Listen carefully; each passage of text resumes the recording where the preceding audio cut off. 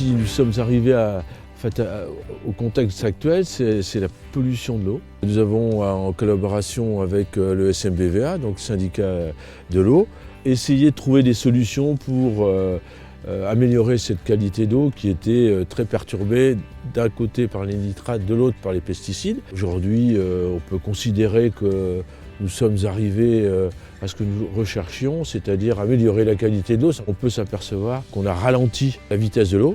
Et plus on ralentit, plus elle se dépose et plus elle se décharge, donc moins il y a de pesticides dans l'eau. La technique, alors je dirais que là, on s'est appuyé sur un organisme qui s'appelle le SMBVA pour toute la technologie, pour permettre de mettre en place cette hydraulique douce qui, elle, nécessitait des gros travaux, parce qu'on est sur des budgets de 150 000 €, financés en grande partie par l'Agence de l'eau.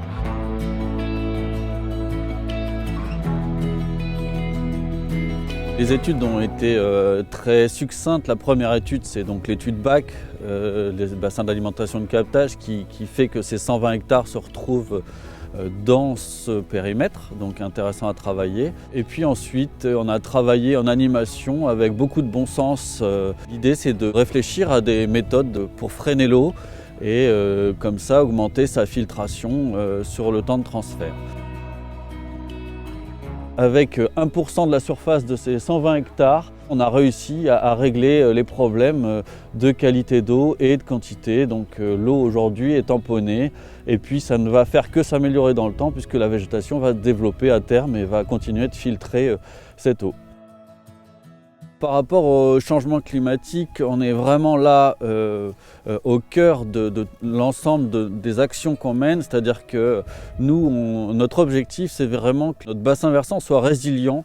Et du coup, on travaille avec des solutions fondées sur la nature pour essayer effectivement de rendre résilient notre territoire. L'idée, c'est qu'effectivement les étiages soient moins sévères et puis que les inondations soient moins violentes. Et puis, du coup, indirectement, la qualité de l'eau et la biodiversité s'en ressentent.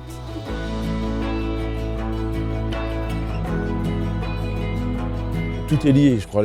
L'eau, c'est par défaut et l'avantage, c'est que s'il n'y en a pas d'eau, on ne vit pas.